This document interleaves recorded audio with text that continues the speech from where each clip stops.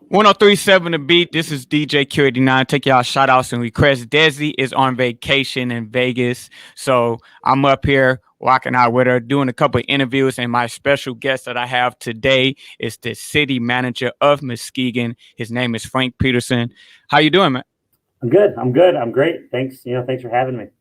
Now, how you been handling things during the pandemic? What's been happening at City Hall for Muskegon?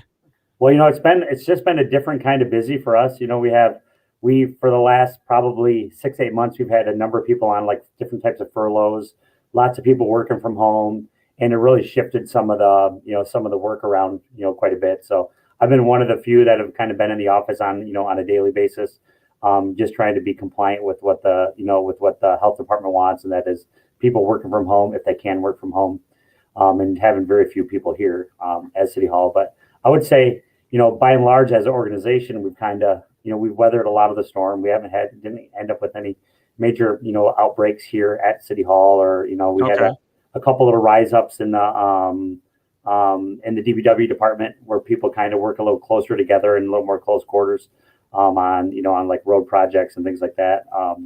But we were pretty lucky. We were very lucky here. Now, I've been seeing some of the city meetings on Zoom. What days do y'all go on Zoom, and when can the public participate? Well, I bet you if you looked online, any day of the week besides maybe Friday, we probably would have some kind of Zoom meeting. But the ones that are really interested, my guess would be like city commission work sessions are on Mondays once a month it's really it's the Monday before the second Tuesday. So it's not an easy one to say. It's not the first Monday, but it's the Monday before the second Tuesday. And then on the second and fourth Tuesdays at 5:30, the city commission has their regular full meeting. And then I think it's like the fourth Thursday, planning commission has a meeting at 4:00. And then mixed in there on Wednesdays are our historic district commission meetings. There are EEO meetings, once a month. There are a number of them. Bid board meetings meet in the mornings, typically on Monday morning. But if you go probably any day of the week, you could find a meeting if you're really excited to have a government meeting to sit through. Some more entertaining than others, but any day of the week you can find one. Now we're getting close to the weather getting a lot warmer. I know a lot of people want to know what's happening this spring and summer for the city of Muskegon. You want to talk a little bit about that? Let's talk about the beach planning. Is it too late for people to get their permits to park at the beach? No, it's not. I mean, as a matter of fact, what we're finding is it's taking us a long time to get them processed because so many people are requesting them. So if you're a city resident, for example, you can do two things. You can go online and register for one, and we'll mail you one. That's taken like 4 weeks to get those out, just because we have so many. But if you've already registered online, you can't. This option I'm about to give you is not available to you. But if you haven't done anything yet, and this is your first time hearing about it, you can actually come down to the police records department and request one, and they can verify your address and they can give you your 2 passes right on the spot, which is probably the easiest way to do it right now if you want to make sure you get yours in the next couple weeks. But the good news is we're not going to be, doing any enforcement out there really until May, probably middle of May. So people have, they'll be able to go out there whether they have their pass or not. If the weather gets good and great in April and they want to spend some time at the beach or the first part of May, there's still plenty of time to get out there. Okay. And if you don't live in the city, you can still go to that same spot in the police records department. You can buy one, an annual pass for $20. That'll get you through the whole year. And then I think after April 15th, once the kiosks are opened back up, which are the place where you can go bring your credit card to down on the beach. Once those are opened back up in mid-April, we'll stop accepting payments at City Hall, and all transactions will happen when you have to purchase one, at least, will happen out there at the beach. There's no Cash App available, is it? I can't just Cash App you and get a park pass. We looked and tried to figure that out. Looked at Venmo and all those different ones, and none of them they're not quite ready for this type of transaction yet. But I will tell you this: next year, we thought it'd be this year, but next year when the new cell tower goes up at the beach, it'll the vast majority of it will be app based. So you'll be able to download the app, pay from your Cash App, pay from your bank account, pay from however you like to pay, Venmo, PayPal, all those sorts of things. Put in your license plate number, and you won't even need to put a sticker on your car. Your car will be registered, just by your license plate number. And so we think in the long term, that's going to be the simple way to do it. But right now, the cell coverage is so spotty down there. We didn't want a chance that we'd be telling people that that's how to do it, and then they get down there and can't do it.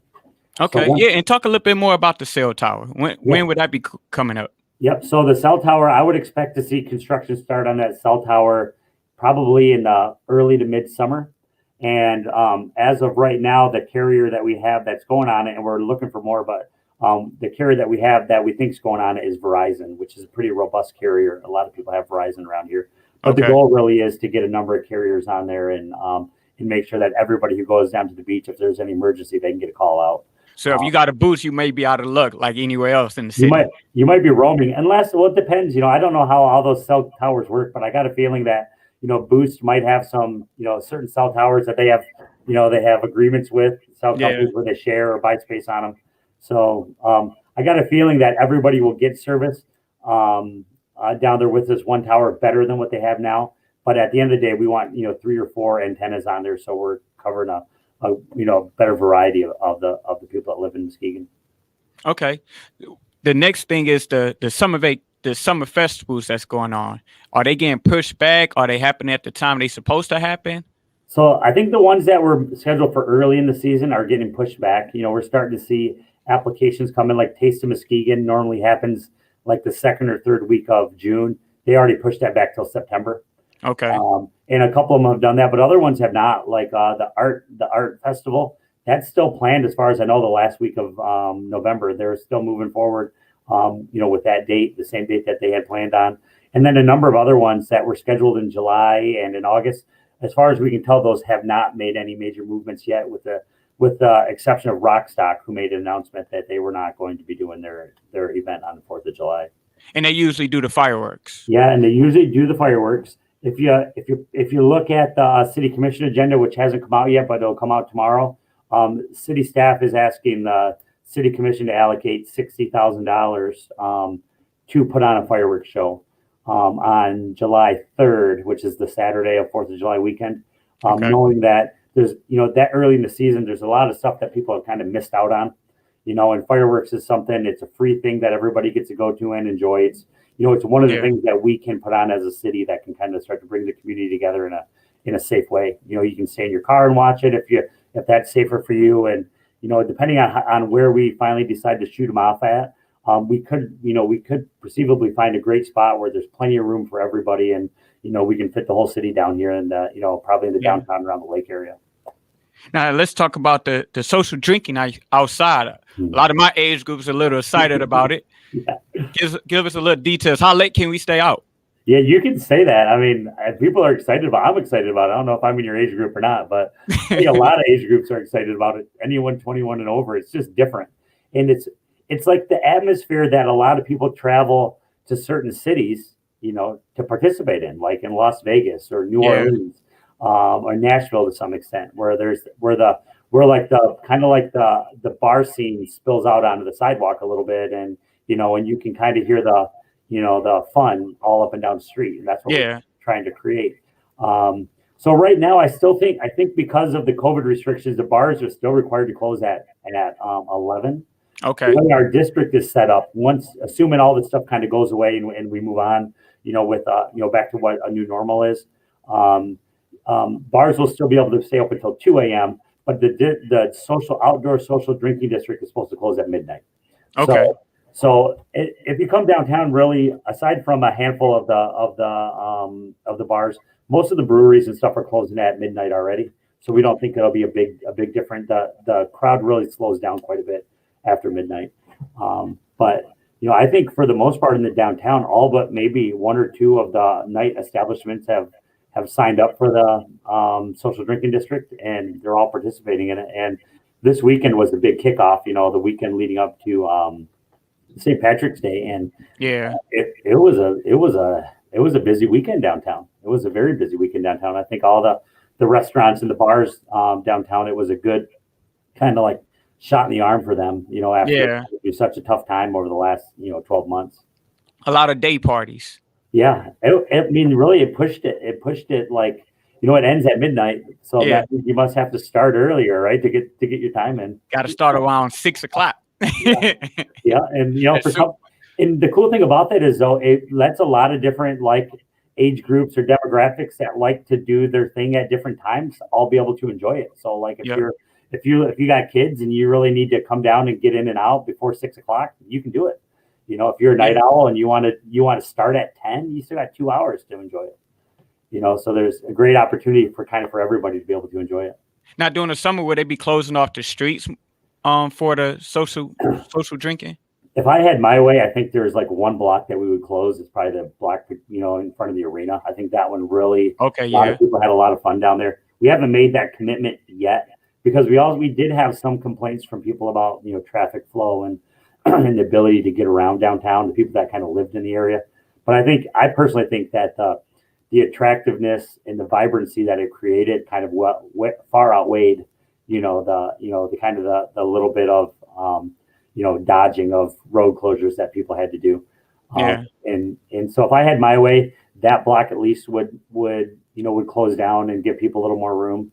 But I guess we'll kind of wait and see on that. We'll see what the restaurant owners ask for between now and summer. Okay. Now with the convention center, any upcoming events happening at the convention center? Yeah, well, so the big one is the RV home garden and boat show. So that's the first one that's coming up. There are a number of like private events and stuff like that people are starting to plan, weddings and, you know, the gatherings that they haven't been able to do, you know, holiday parties and stuff that there's never really been a place where you could put that many people together safely. So those are starting to come.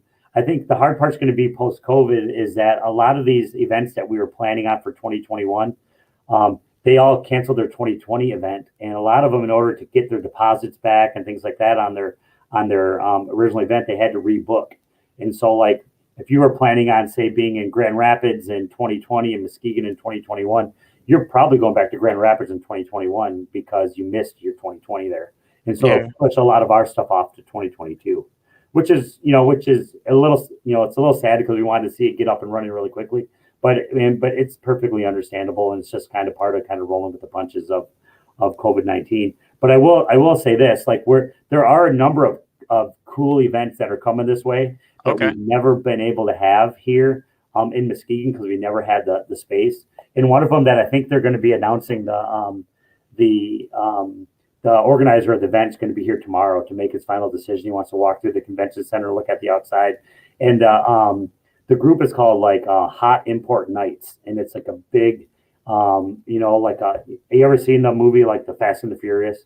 Yeah. Imagine cars like that, you know, really high-end cars like that are coming in from Chicago and Detroit and Milwaukee and all the big cities around here.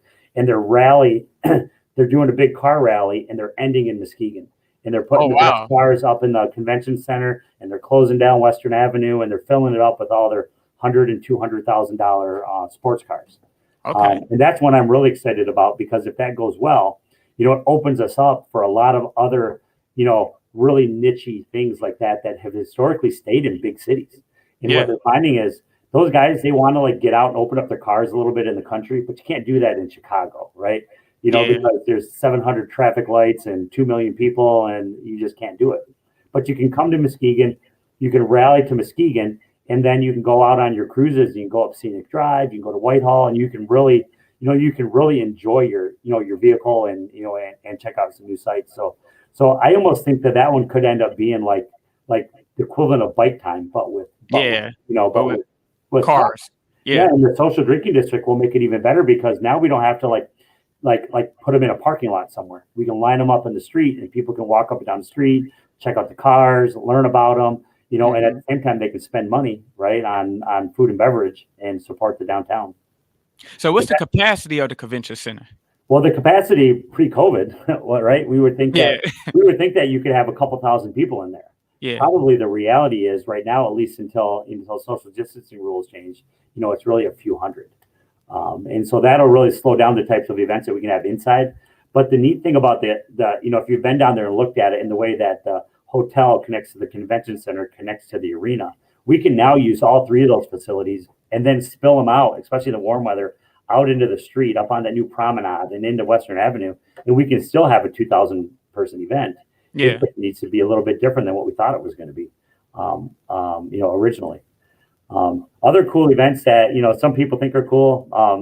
I think they're really cool because I'm really into it, but we're starting to get on the map now that we have a convention center for what they call Super Series showcases for ice hockey. So where you would see teams, the best hockey players in age groups of 10-year-old, 11-year-old, 12-year-old, 13-year-old, 14-year-old, they go all over the country, and their parents spend a lot of money every year taking their kids to these showcases so that they can get scouted and, they can play against the best teams. And we have our first Super Series, because the convention center was opened up and the arena was renovated. Our first Super Series is going to be held here in 2021. And what that will be is over 9 days, they'll have 5 different age groups come through here over that 9 days. A lot of the people will stay all 9 days. Some people will just stay for 2 or 3 days. But what it generates is over 3,000 hotel room overnight stays, over that 9-day period. So, and we do it kind of in the off-peak time. So we don't do it in the summertime, right? Because the summertime, people like coming here anyway. So we'll do it like in November when the hotels have a little extra room and they need a little bit of a boost.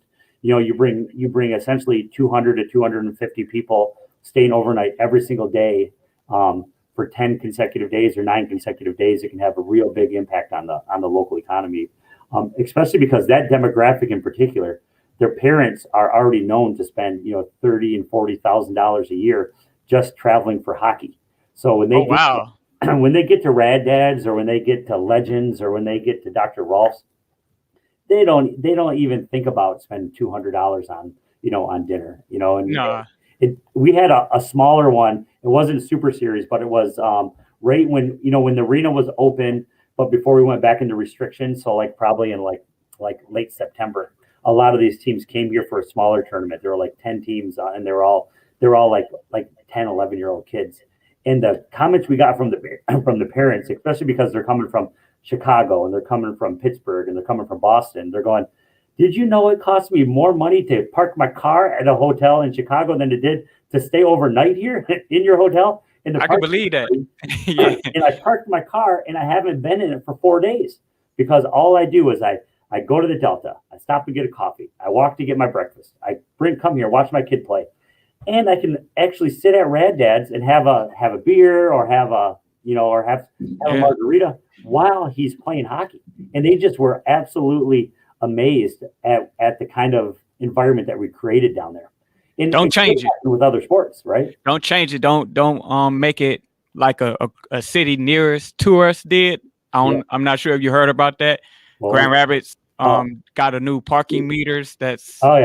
Yeah. We kind of had that discussion internally, and we kind of said, as of right now, the one thing that makes us special is the idea that you can come down for the most part on a lot of days and park really easy and cheap. And probably as long as people remain acceptable to having to pay to park when there's big events and stuff like that, which for the most part they have been, they're used to it around here. When Bike Time's here, you might pay, when the art fair's here, you might pay. When there's certain things here, we all might pay, and that helps those events, make a couple extra bucks and support themselves. But the average every day, we don't want that. It's a hurdle to restaurants, it's a hurdle to to stores, like regular retail stores. As long as we can avoid it, we're gonna avoid it. Now with the vaccines, are there any locations in Muskegon for vaccines? Well, off the top of my head, I don't know that I could give you, a for sure location, but I've heard from a number of different people of places where they're working to get them started. Okay. I was talking to somebody from GE Aviation that they're looking to start a clinic in the vacant building they have next door in the industrial park. My presumption is that's to help people that work in the industrial park, the kind of like the frontline workers and in local industry to be able to get their vaccinations. We do know that Meyer is doing them now, and I was just on a Zoom where I listened to Kathy Moore speak to the Nelson neighborhood right before I got on this interview, and she essentially said they're looking for sites, they're looking for people to get on. It sounds like you can call down there and maybe get yourself on the standby list, and get your name on the standby list. Like if somebody doesn't show up or it's the end of the week or the end of the day and they've got extra doses, they'll call you up and it's like, come right now and get yourself a dose. And so, especially if you're flexible with when you can get it and you can get on one of those lists. Yeah, I had that happen to me. I got a couple phone calls like, come down here and get your dose. But I was so busy. I'm like, Yeah, I would keep my name on those lists. That's what I would do. I was on a similar list and I got mine, the same way. And I know from a number of people who just were by luck were on a list and there were some openings and they happened to answer the phone, because I got a feeling they're just pretty much going down the list, calling everybody until they run out of extra doses. Now, have you took both doses or Both just one? doses. Yeah. How did you feel? I felt fine. I've known some people who got a little sick and got the chills and I had the first dose, I had a sore arm. And everybody said it was probably the second dose was going to be really sore. I felt like the first dose was worse. It wasn't bad. It was like getting a tetanus shot. If you got one of those recently where like you get your shot and you're just like, feels like you had a Charlie horse there and it sticks around for a few days. But other than that was I've been a little nervous getting mine. Yeah. Yeah, I think a lot of people handle it differently. When my wife got hers, that evening she had the chills and she felt like a little feverish. Okay. But even then, she the next day she was right back to normal. Okay. So, but I'm sure everybody feels it a little bit differently. And I happen to get the Pfizer. She happened to get the Moderna. So we're trying both. We appreciate you making time to come on the show with me. Absolutely. Any more information you want to get out there? If anybody want to contact the city of Muskegon, they have any questions, website, Facebook, go ahead and throw that out there. Yeah, so our website is easy. It's shorelinecity.com. We do have a Facebook page with lots of people on there, and I have a great lady by the name of Ann Mish, who's our city clerk, and she answers the messages on there. So if you send a message, if you need to get to my office, it's really easy. It's 724-6724. We'll get you to the front desk in my office. And even if you don't catch me while I'm here, I usually do a pretty good job of returning the phone calls within a day or so, depending on how many I get. But we're always looking to hear from people, and however we can help people, kind of get through this last little bit of COVID-19. Hopefully the last little bit of COVID-19. We'll be happy to do that. I just knocked on wood with you. Yeah. Just want to make sure. Well, you enjoy the rest of your day. Yeah, thank you. You too.